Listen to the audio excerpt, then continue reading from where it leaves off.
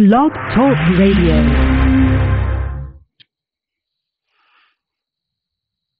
Boa noite, amigos. Estamos começando aqui, inaugurando o nosso programa True Outspeak, Sinceridade de Fato.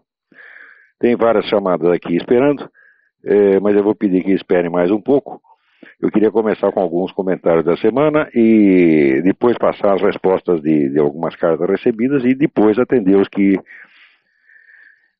estão na linha.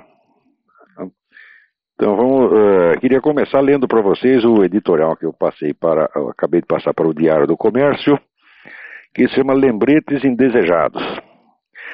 As vitórias fáceis de Lula e Chávez, depois de outras tantas obtidas no continente, ao longo de uma ascensão esquerdista cada vez mais irresistível, são uma ocasião excelente para lembrar a seus adversários ou vítimas algumas verdades óbvias e arquiprovadas, cujo conhecimento teria podido salvá-los se obtido em tempo, mas que eles sempre se recusaram a ouvir. Primeira, o presente sucesso esquerdista começou a ser preparado nos anos 60, com a fundação da OLAS, Organização Latino-Americana de Solidariedade, primeira edição daquilo que viria a ser na década de 90 o Foro de São Paulo. Durante todo esse tempo, nada se fez na direita para criar uma organização equivalente e contrária. Não venham me falar de Operação Condor, um arranjo de improviso restrito à esfera policial-militar, sem nenhum alcance político ou cultural. A esquerda cresceu sozinha no espaço vazio deixado por uma direita cujo único projeto político era ganhar dinheiro na Bolsa de Valores, descaracterizar-se ideologicamente e mimetizar o discurso da moda ditado pelos adversários. Segunda, em parte pela falsa sensação de tranquilidade propiciada pelas ditaduras militares, em parte pelo seu próprio economicismo contumaz e sua decorrente indigência intelectual, a direita entregou aos adversários o domínio das instituições culturais e de ensino, justamente na época em que a influência das ideias de Antônio Gramsci recomendava aos esquerdistas a conquista prioritária desses espaços. A progressiva ocupação de espaços correspondeu à ampliação das áreas de interesse intelectual da esquerda e concomitante retração na direita. Já na década de 80, o pensamento esquerdista mostrava presença em todas as esferas do debate público, educação, moral, psicologia, letras e artes, etc., enquanto a direita se limitava cada vez mais a temas econômicos e ao puro argumento da eficácia, propositadamente amputado de toda justificação moral ou religiosa.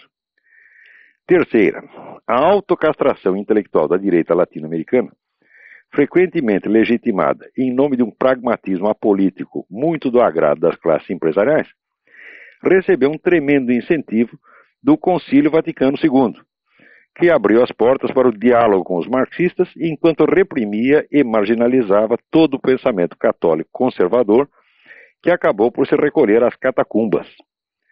Nas esferas direitistas, intoxicadas de weberianismo prêt-à-porter, essa tragédia chegou a ser celebrada como sinal auspicioso de um grande progresso para a democracia capitalista, travada, segundo tagarelas liberais, pela moral católica.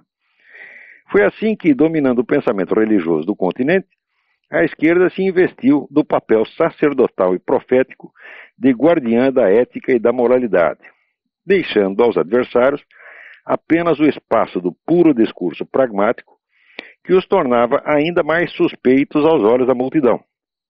Quarta, a esquerda latino-americana tem um projeto histórico civilizacional abrangente, ao qual corresponde uma estratégia integrada e de longo prazo, com esquemas de ação permanente em todos os setores da vida social, cultural e política.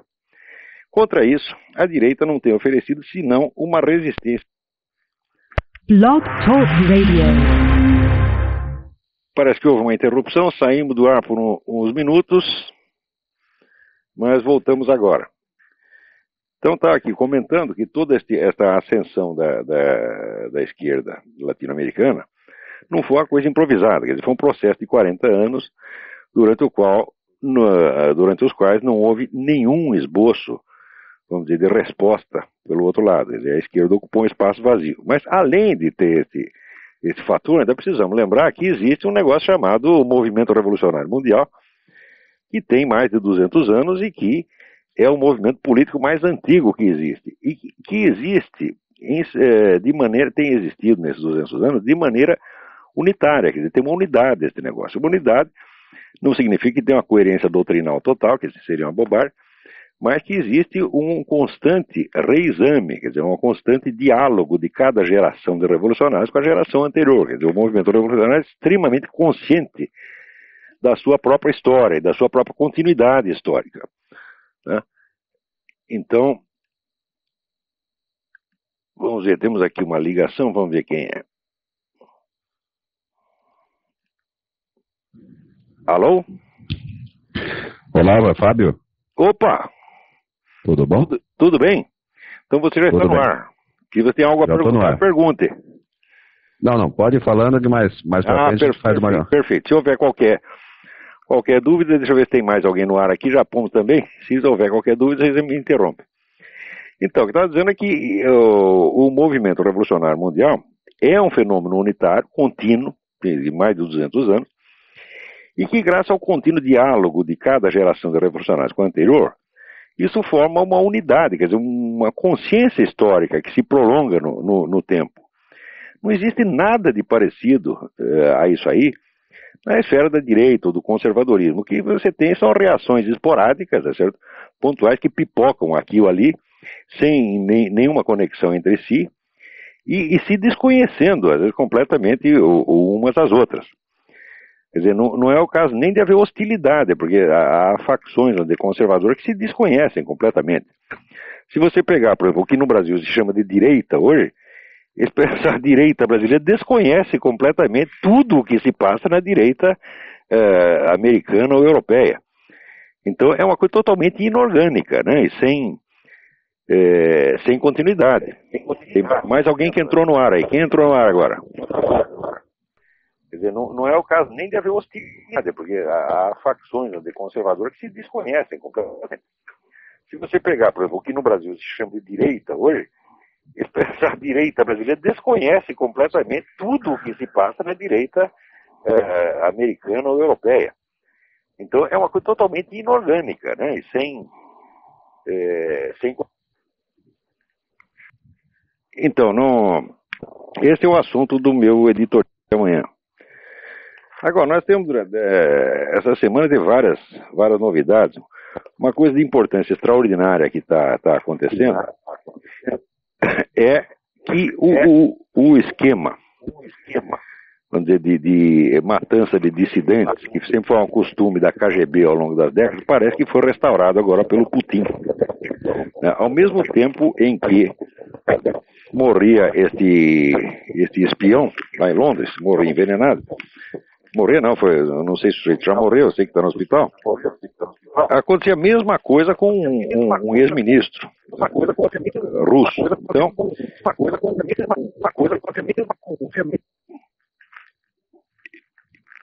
isso aí mostra que o esquema de controle da oposição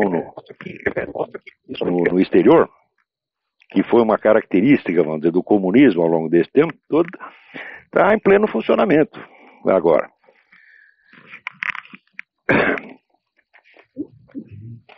E isso aí, vamos dizer, está coincidindo, vamos dizer, com a formação do imenso bloco ligado ao famoso Pacto de Solidariedade de Xangai, que é, vamos dizer, a nova referência internacional, juntando China, Rússia, né, e alguns países islâmicos, com a ONU, para formar um imenso bloco anti-americano no mundo. Então, isso aí é o prenúncio de muita coisa ruim que pode acontecer pela frente. Porque o pessoal está achando muito ruim ter a hegemonia americana, mas já pensaram o que seria a hegemonia russa, a hegemonia chinesa? Quer dizer, nós viveríamos como um regime mais ou menos como o do Tibete, né? A gente vê na imprensa internacional toda esta gritaria contra a presença americana no Iraque, mas ao mesmo tempo, no Tibete, o Tibete hoje tem mais soldados chineses na capital Lhasa do que cidadãos tibetanos. Eles estão lá faz muito tempo e já mataram 1 milhão de tibetanos e ninguém reclama de absolutamente nada, né? Então, quando você nota que as coisas são assim na mídia internacional, você começa a estranhar um pouco, porque para a esquerda latino-americana, por exemplo, toda a mídia internacional representa o poder do capitalismo. Mas quando você vê todo este imenso aparato midiático internacional, é uma máquina de propaganda anti-americana que funciona ininterruptamente. Então é claro que existem interesses enormes por trás disso. Quer dizer, não pode se iludir com essa ideia de que existe um império americano riquíssimo e poderosíssimo e contra ele só meia dúzia de coitadinhos do terceiro mundo. Isso aí, evidentemente, é um mito alimentado pela própria máquina de propaganda, tá certo? Riquíssima. Quando você vê a situação aqui nos Estados Unidos, onde toda a grande mídia é uniformemente anti-americana, não é anti-Bush, presta atenção, é anti-americano. Qualquer coisa que envolva o interesse americano, New York Times está contra, CNN está contra, Washington Post está contra. Então, a imagem que se tem disso aí na América Latina, a imagem é exatamente invertida, porque aí pensa que a grande mídia americana é o órgão do imperialismo, aqui é o contrário. A grande mídia americana é o órgão do anti-americanismo estabelecido, que está praticamente já funcionando a serviço deste Pacto de Solidariedade de Xangai. Um outro acontecimento que eu gostaria de mencionar é o seguinte: eu fiz aquelas gravações com Yuri Vieira, que estão no YouTube e estão ao alcance de quem quiser ouvi-las. Daí alguém me mandou aqui um extrato, uma discussão que se deu no site do pastor Caio Fábio. Então um sujeito lá dizendo: olha, eu ouvi lá as coisas que o Olavo falou sobre religião, Jesus Cristo, está muito bom, realmente bom. Daí o outro responde assim: não ouvi não, mas tratando do Olavo de Carvalho, nem tenho vontade de ouvir. O sujeito é um católico reacionário anticomunista. Esse grande comunista para ele é xingamento, né? Acho que ele é simpatizante da TFP. Eu nunca fui simpatizante da TFP, embora tenha defendido essa organização quando ela sofreu aí perseguições e injustiças. Mas o interessante é que uma das razões que o sujeito dá para não querer me ouvir, ele disse, ele é o tipo do sujeito que acha que o George Bush é liberal demais. Liberal no sentido liberal, esquerdista, né? Muito bem, nessa mesma gravação com o Yuri, eu estava comentando que no Brasil as pessoas hoje raciocinam exclusivamente por meio de palavras que estão imantadas de emoções. O sujeito ouve a palavra e já associa uma emoção àquela palavra sem passar pela representação da realidade correspondente e cria, portanto, uma reação direta do teor emocional que ele julga estar associado àquela palavra. Eu estava dizendo exatamente isso na gravação e na gravação com o Yuri, e veio esta conversa aí no site do Caio Fábio provar exatamente o que eu estava dizendo. Por quê? Quando o indivíduo diz, ele é o tipo de sujeito que acha que o George Bush é liberal demais, o que ele está querendo dizer é que, no meu entender, é que eu acho o Bush liberal demais porque eu gostaria que ele fosse mais conservador. Então seria, vamos dizer, a expressão da minha emoção, né, em face do George Bush, minha reação de gosto ou desgosto perante o George Bush. Então ele seria liberal demais em relação a mim. Claro. Mas esse é o tipo de raciocínio brasileiro inteiramente subjetivista. Quando o sujeito que me ouvir ou me lê assim nunca vai entender o que eu estou dizendo. Por quê? Quando a gente diz que o George Bush está à esquerda dos conservadores, isso eu estou procurando ali uma relação estritamente objetiva. Quer dizer, eu estou repetindo o que os conservadores aqui dizem. Quer dizer, ele está, vamos dizer, à esquerda dos conservadores, segundo o ponto de vista dos próprios conservadores. Não é porque eu acho que ele deveria estar aqui ou estar acolá. Quer dizer, eu acho inclusive ridícula essa história de comentarista político brasileiro que sempre julga os políticos internacionais como se eles lessem as suas colunas, né? Eu duvido muito que o George Bush esteja muito preocupado com a minha opinião, se eu acho que ele deveria ir mais para a esquerda, mais para a direita. Então eu nunca escrevo nesta base, quer dizer, não é eu que sinto que o George Bush está para a direita, está para a esquerda, né? Eu estou tentando dar ali uma referência objetiva. Mas me parece que o estudo objetivo da sociedade e da política é uma coisa que no Brasil se tornou quase impensável. As pessoas não sabem o que é isso, mas elas não conseguem imaginar do que se trata, né? Mais uma prova disso eu obtive através, vamos dizer, de uns e-mails que eu recebi, que repetem, por sua vez, uma troca de e-mails distribuída na lista de discussões de um tal de senhor Armindo Abreu. Armindo Abreu é um sujeito que escreveu um livro enorme chamado O Poder Secreto. Mas depois do Poder Secreto tem um ponto de exclamação. Eu não sei o que poderia querer dizer um ponto de exclamação depois de uma frase nominal, né? Como é que a gente deveria pronunciar o título do livro dele? O Poder Secreto!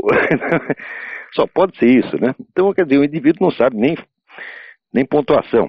E este camarada, no entanto, escreve a respeito desses temas de teoria da conspiração e tem uma audiência relativamente vasta. As pessoas ouvem o que o homem está dizendo. E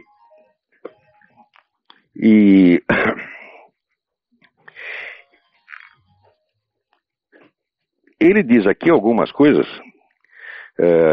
a meu respeito. Ele está muito bravo comigo, porque no começo dos anos 90 ele fazia um programa numa rádio do Rio de Janeiro e ele disse algo sobre o Foro de São Paulo, né, naquela época, pelo menos ele afirma que disse.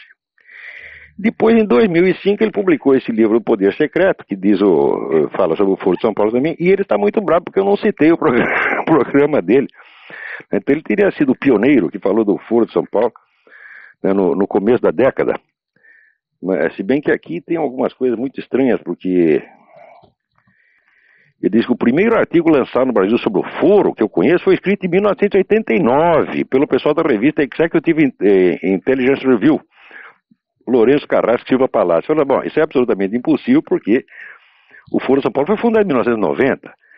Quer dizer, só se foi por uma antecipação profética, que eles descobriram que o Foro de São Paulo ia ser fundado no ano seguinte e já falaram mal. Né? Mas, mesmo que tivessem falado em 1990, ou ele tenha falado em 1990, o fato é que um programa de rádio do qual não ficou gravação, senão nos arquivos da emissora, não é documento para absolutamente nada, né? Mas o homem reclama. Nessa ocasião também denunciamos o diálogo interamericano. E daí ele diz que eu jamais divulguei esta conexão do Foro de São Paulo com o diálogo interamericano. Daí diz ele, ocorre que, daí em diante, tendo Olavo se entusiasmou e tomou para si a bandeira do Foro, como se todo o conhecimento da matéria fosse seu, exclusivo, resultado de suas pesquisas e informações personalíssimas. Nunca ouvi citando uma fonte primária a esse respeito.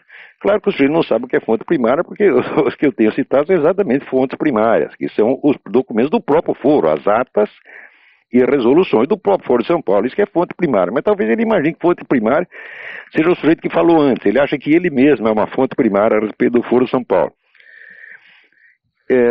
E, ademais, eu nunca disse que fosse nada resultado das minhas pesquisas e informações personalistas. Bem ao contrário. O primeiro sujeito que estudou isso com profundidade foi o falecido Dr. José Carlos Graça Wagner, que tinha uma sala inteira de documentos sobre o Foro de São Paulo e que me deu acesso a isso. Eu sempre reconheci que tudo o que eu sabia sobre o Foro de São Paulo havia de duas fontes. Ou via das fontes primárias diretas, que é as atas e documentos, ou da documentação colhida pelo Dr. José Carlos Graça Wagner. E exatamente essa documentação, isso aí é que são fontes primárias. Agora, o indivíduo aqui diz que eu jamais menciono essas ligações do Foro de São Paulo com a direita, porque para ele direita e esquerda é tudo a mesma coisa. Aquele negócio brasileiro de ser superior às ideologias, né?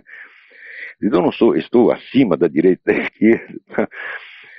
Então ele me acusa de fazer silêncio sobre a vertente direitista do Foro de São Paulo, que seria o diálogo interamericano, né? Então eu, por ser muito direitista, eu só falo mal da esquerda e escondo as conexões sinistras que haveria na direita, né? E essas conexões seriam exatamente o diálogo interamericano, o Banco Mundial, o Council on Foreign Relations, etc. Ora, é fantástico. Em primeiro lugar, porque não é verdade que eu me omiti sobre essas conexões, eu não apenas as mencionei, como fui o primeiro sujeito a criar instrumentos para poder analisar isso com a minha famosa teoria do metacapitalismo. É só você entrar no meu site, digitar lá no aparato de busca para metacapitalismo, você vai ver quanta coisa vai aparecer sobre isso aí. Então não é verdade que eu silenciei a respeito. Mas o engraçado é que o indivíduo considera que isso é uma ala direitista do esquema de poder latino-americano. O camarada chegar aqui nos Estados Unidos e disser que o diálogo interamericano ou o CFR são da direita, até moleque de ginásio vai rir da cara dele, né? Evidentemente o nosso amigo seu Armindo está confundindo capitalista com direita. Ele acha que se é uma empresa capitalista, deve ser direita. Não tem nada a ver uma coisa com outra, evidentemente. Todo mundo sabe que esse pessoal do diálogo interamericano é a turma do Partido Democrata, é os Kennedy, Clinton, etc. E que essa gente é a esquerda americana, né? Então não vejo como não vejo realmente do que este homem está falando. Mas o engraçado é que o sujeito, ele, primeiro, fala mal de mim numa lista de discussões. Não é uma coisa pública. É ao mesmo tempo público e discreto, né? Olha, se quer discutir comigo, escreva diretamente para mim. Tem lá o meu e-mail, olavo@olavodecarvalho.org, pode escrever e eu responderia. Ou então publique. Agora, ficar fazendo fofoca em lista de discussão, isso é coisa de covarde. Agora, o gozado é que esse seu Armindo usa aquele recurso tão tipicamente brasileiro de falar de mim no diminutivo. Ele diz aqui: Olavinho, por sua militância, não parece ser uma exceção essa regra diversionista, agredindo os adversários com empáfia e arrogância e sacralizando-os do seu lado. Agora aqui, senhor Armindo, pare de viadagem. Esse negócio de dizer que você querer diminuir o outro usando o diminutivo, isso é frescura. Pare com isso. O senhor tem idade, se respeita um pouquinho, vai. Agora, se quiser discutir comigo, apareça. Porque para mim, você é um semi-analfabeto, uma besta quadrada que acredita em teoria da conspiração, acredita que existe uma mão secreta que governa o mundo. Isso é uma estupidez. Quer dizer, isso aí, em primeiro lugar, é aquele negócio que dizia o Santo Agostinho, que o que mais agrada os diabos é você hipertrofiar, aumentar o poder deles. Então você acha que o Rockefeller e Morgan, etc., dominam o mundo. Não, eles não dominam, são pessoas extremamente poderosas e têm esquema de poder muito, muito grande, muito abrangente, mas são humanos e erram como nós, e enfrentam dificuldades horríveis e toda hora quebram a cara, fazem planos dão errado. Então esse negócio da mão secreta que governa o mundo, isso é coisa de criança, tá certo? Existem esquemas de poder, sim, existem esquemas até conspiratórios, mas não tem esse poder que esse seu Armindo imagina. Quer dizer, o homem está imaginando um negócio que é uma espécie de fantasia macabra, entendeu? E evidentemente eu não tenho nada a ver com isso. Ele pode ter vamos dizer, imaginar o que ele bem entenda. Isso é apenas do seu, como é que se diz,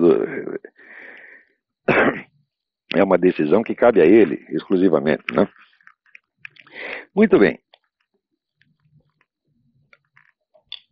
Agora, não deixa de ser engraçado que o seu Armindo parece ter até alguma influência, ele é ouvido, parece que até em certos círculos militares.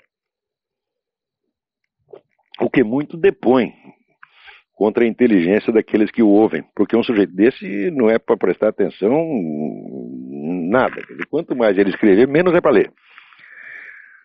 Muito bem, agora tenho aqui 2 leitores, meus ex-alunos de Campinas, cujo nome eu não vou citar, que diz assim: eu e meu marido já tínhamos definido uma coisa em nossa vida. Se o Lula ganhar a eleição, teremos 2 opções: ir embora do país ou entrar num partido político para começar a mudar alguma coisa.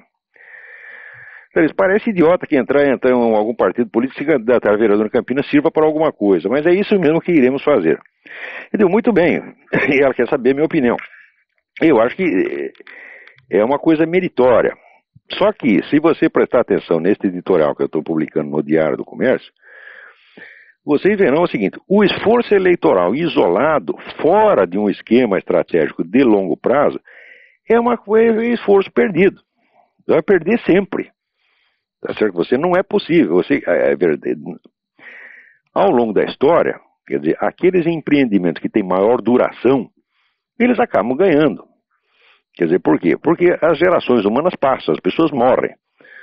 Então, existe até um trabalho meu que explica a ação histórica. Eu digo, você só pode considerar que uma ação tem dimensão histórica quando ela ultrapassa a duração de vida biológica do ser humano. Quer dizer, quando vai de uma geração para outra e continua. Porque se quando morre cada geração os processos são interrompidos, aquilo não frutifica. Então, você vê, um movimento que já tem 200 anos e que tem uma existência unificada, tem uma existência contínua, ele leva vantagem, ele derruba tudo que está em volta, acaba vencendo sempre. Ou seja, se alguém quiser, vamos dizer, entre aspas, livrar a América Latina do comunismo, bom, não vai começar com esforço eleitoral. Não é pelo eleitoral que se começa. Quer dizer, você tem que criar primeiro um movimento cultural. Esse movimento cultural tem que ter uma influência moral, psicológica sobre a sociedade. E você tem que ter objetivos de longo prazo. Essa história de, temos que tirar o PT daí, como diz o Bornhal, tirar essa raça. Isso aí é uma bobagem. Porque não se trata de você tirar um partido do poder, trata-se de você enfrentar um movimento que já dura 200 anos e que só vai ceder se houver um movimento igual e contrário. Agora, o pessoal de direita só pensa na eleição seguinte. Agora, o comunista pensa com 100 anos, 150 anos de antecedência.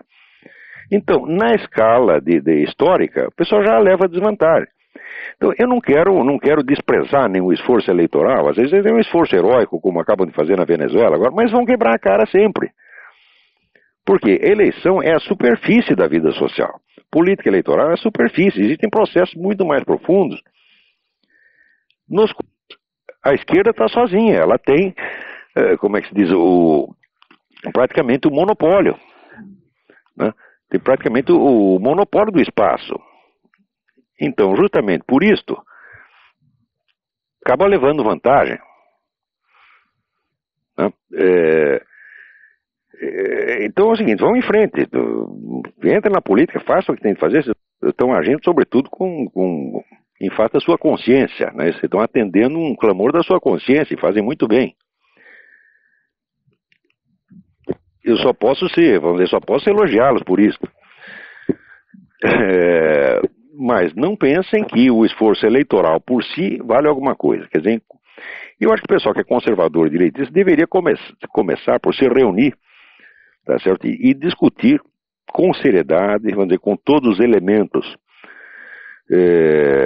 culturais necessários, a concepção de história, tá certo? Que eles estão querendo esboçar para os próximos séculos, tendo em vista a experiência dos 200 séculos anteriores. Quer dizer, onde é que nós queremos chegar? O que você está querendo? Você está querendo uma sociedade cristã? Você está querendo apenas um capitalismo liberal? Quer dizer, quais são as perspectivas reais? Não é isso? Então não se pode, com esforços esporádicos de ordem eleitoral, enfrentar um movimento histórico. Quer dizer, o eleitoral é um plano, e o histórico é outro, muito mais vasto, muito mais abrangente, dentro do qual está o político eleitoral. Agora, até hoje eu não vi nenhum esforço sério da parte desse pessoal conservador direitista para criar uma oposição, não a PT, não a coisinha pequena, não a detalhes do momento, mas ao movimento revolucionário mundial. Se não há isso, então o movimento revolucionário leva vantagem, porque ele não tem oposição no seu próprio plano, só tem, vamos dizer, oposição parcial enquanto ele está desempenhando uma luta abrangente, pelo domínio do movimento histórico inteiro. Eu tenho a impressão que elementos teóricos, vamos dizer, para criar um movimento antirrevolucionário mundial são mais do que abundantes. Isso existe muito, mas nunca se transformou, vamos dizer, num projeto de ação efetiva. Né? Quer dizer, seria a hora de começar a pensar, vamos dizer, numa internacional conservadora, uma coisa assim, mas não visando a próxima eleição. Não, tem que visar os próximos 100 ou 200 anos. Tá certo? Quer dizer, o movimento comunista, ele vai para frente, o movimento esquerdista vai para frente, porque as pessoas não se incomodam em sacrificar as suas vidas por resultados que só virão, na imaginação deles, depois de 2, 3 ou 4 gerações. Quer dizer, a estratégia de longo prazo leva muita vantagem sobre o imediatismo. O imediatismo é uma forma de oportunismo e de superficialidade. Né? Então, só pelo fato de pensar a longo prazo, o pessoal esquerdista já leva uma vantagem até do ponto de vista moral. Quer dizer, aí eles começam a ter uma superioridade moral pelo fato de que pensam no futuro e sacrificam suas vidas. Agora, se o outro lado só está pensando, vamos dizer, em ganhar a próxima eleição, até moralmente os esquerdistas ficam numa vantagem em relação a eles, né? Muito bem. Há um leitor aqui que me pergunta sobre as universidades conservadoras que existem nos Estados Unidos. Ele pergunta, no Brasil tem nenhuma. Nos Estados Unidos tem várias. Tem a Liberty University, por exemplo, tem o King's College, né? Eu acho que você poderia encontrar o remetente chama-se Saulo de Tarso Manriquez. Acho muito interessante esse seu interesse por isso. Existe uma página que chama-se The Intellectual Conservative. Procure esta página, tá certo? E você vai achar lá uma lista dos Conservative Colleges nos Estados Unidos. Então o fato é que aqui nos Estados Unidos você também tem uma hegemonia esquerdista no establishment universitário, mas é apenas hegemonia, não é um domínio total como tem no Brasil. Hegemonia significa uma predominância, mas no Brasil a esquerda não tem nem sobre o que predominar, só existe ela está sozinha na jogada, né? Quer dizer, as ideias conservadoras estão absolutamente excluídas do panorama brasileiro. Aqui elas são excluídas de alguns círculos, por exemplo, a chamada grande mídia impressa, né? New York Times, Washington Post, etc. Ali você vê a hegemonia esquerdista. Mas você tem uma reação imensa da parte pelo programa de rádio, em parte pela Fox News e pelos think tanks. Quer dizer, o pessoal conservador não está quieto. Agora, no Brasil não é hegemonia. No Brasil é domínio total. O domínio é tão total e tão abrangente que quando alguém reclama de alguma pequena coisa, algum detalhe, por exemplo, do PT, isso já basta para que ele seja rotulado de direitista. Quer dizer, quando um social-democrata, um tucano, um socialista fabiano, né, reclama de que o PT está roubando, né, então como não tem direita nenhuma, esse sujeito começa a fazer o papel da direita. E o PT já estrila. Olha a direita aí querendo se levantar. Isso é tudo uma farsa, evidentemente. Né? Agora, também aqui durante a semana houve aqui uma notícia de que no Paquistão mais 2 cristãos foram condenados para a cadeia depois de milhares que já foram. Quer dizer, o nego foi condenado a 10 anos de prisão por blasfêmia contra o Corão. Quer dizer, coisas que eles disseram contra o Corão. Quer dizer, também foram acusados de queimar uma página do Corão, mas não apareceu essa página queimada em parte alguma. Pegaram 10 anos de cadeia por isso, e olha que a sentença, ela está ilegalmente branda. Porque pela lei islâmica, a blasfêmia contra o Corão pode dar prisão perpétua. Quer dizer, é assim que são tratados no mundo islâmico os dissidentes e as pessoas que são contrárias, vamos dizer, à religião local. Enquanto que nos Estados Unidos e na Europa, os próprios estados que estão sendo atacados pelos radicais islâmicos, né, com bombas e atentados, eles fazem leis para proteger os muçulmanos. Aqui no estado da Califórnia, todos os alunos de escolas públicas da Califórnia ouvem diariamente pregações pró-islâmicas. Mas se elas manifestarem a sua fé cristã dentro da escola, podem ser punidas. Então, na verdade, o que se vê é um caso de guerra psicológica contra o próprio país. Os americanos fazem guerra psicológica contra eles mesmos. Tá certo? E observa sempre nisso a questão da assimetria. Quer dizer, um lado tem todos os direitos e o outro lado só tem todas as cobranças. Né? Essa diferença ela é imoral em si mesma, ela é imoral, indecente e injustificável em si mesma. Mas, curiosamente, são justamente os que praticam essa assimetria, são aqueles que mais se sentem, vamos dizer, investidos de autoridade moral. Na mesma semana, vocês vieram 2 pedidos, 2 solicitações, 2 apelos para que os Estados Unidos se retirem do Iraque. Uma foi pelo esse Iraq Study Group, grupo de estudos iraquiano que está atuando aqui, formado pelo próprio governo.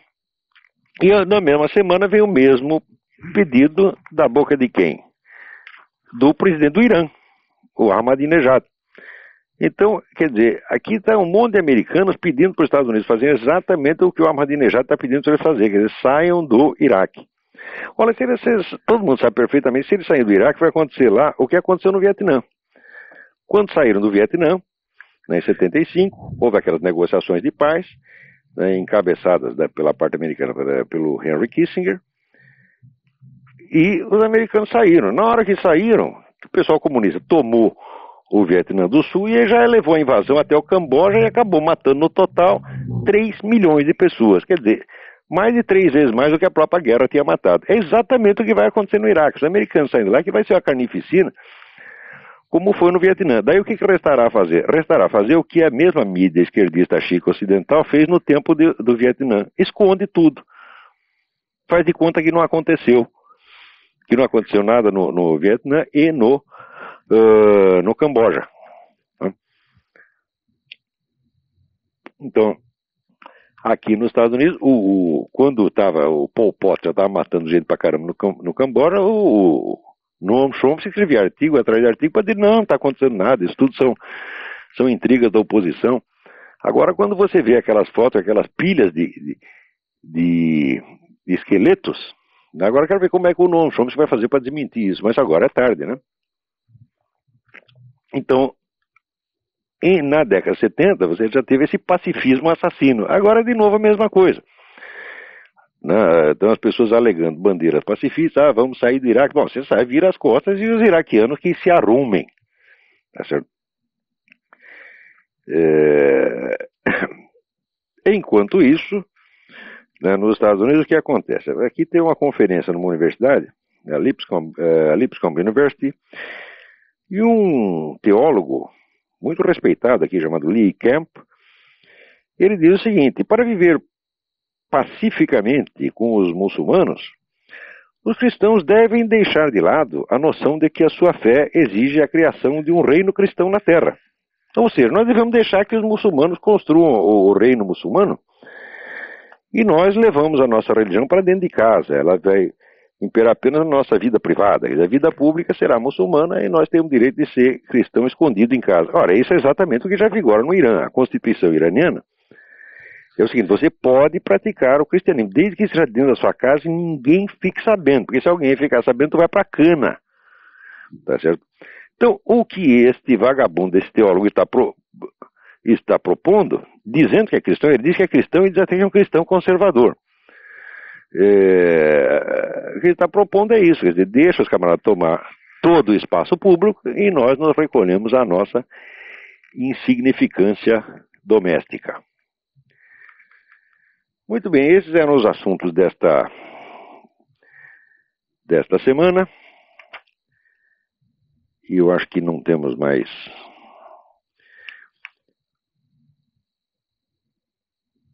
nada por aqui.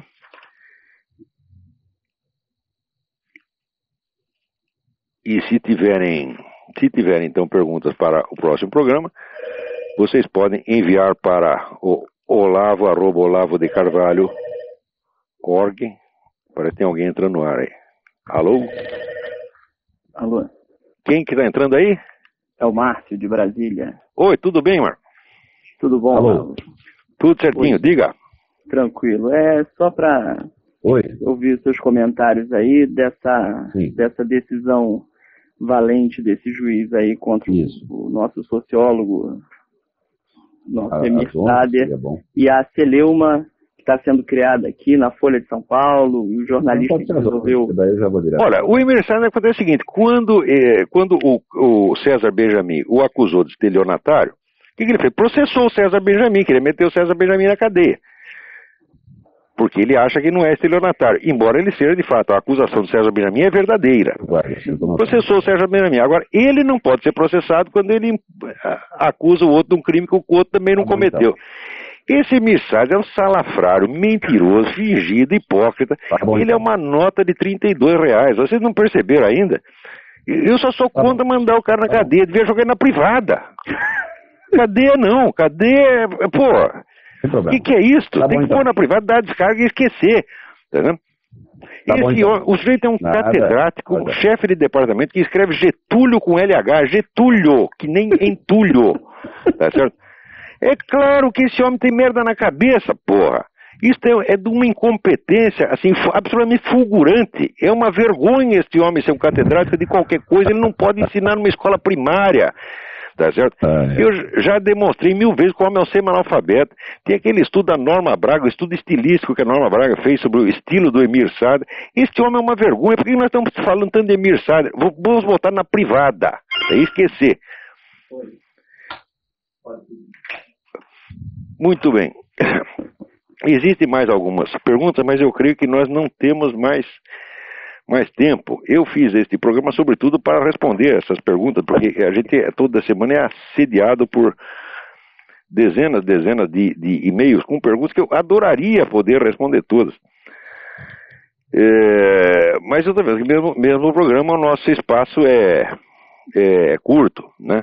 Aqui tem uma senhora, dona Neuza, que pergunta qual a minha opinião sobre o Reverendo Mundo. Falando, não tenho nenhuma, tá certo?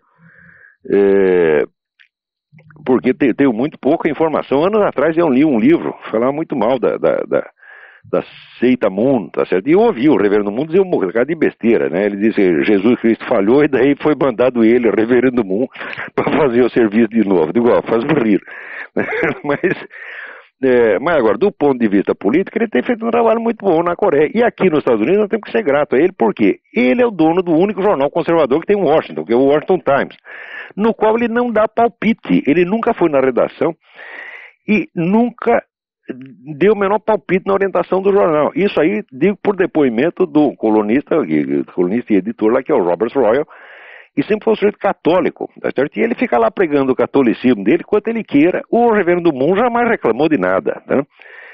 Quer dizer, ele é um bom dono de jornal. Bom dono de jornal é aquele que quer ganhar dinheiro com o jornal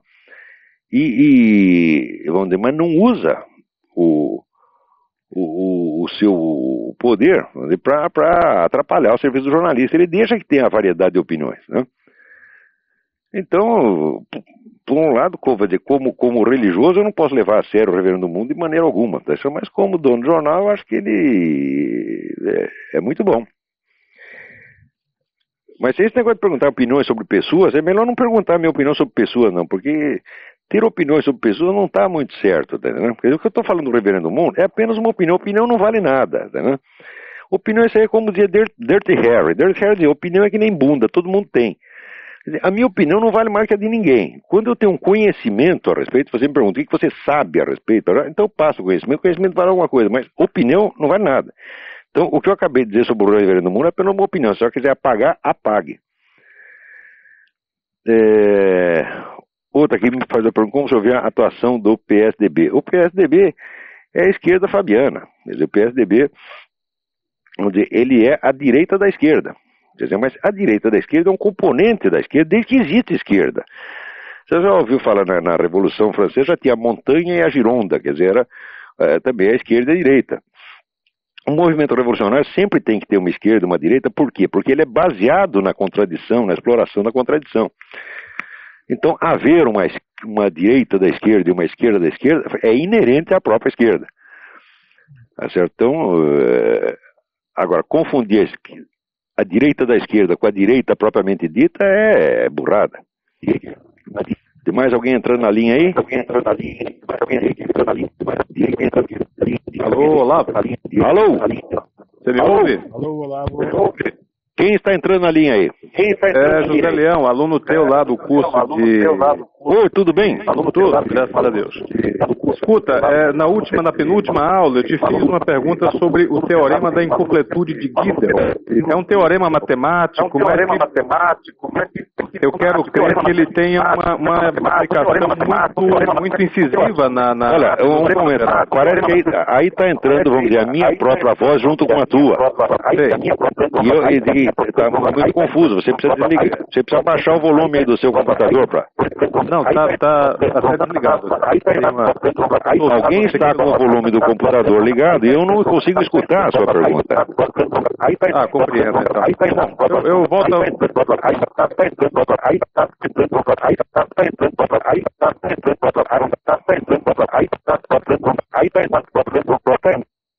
Alô?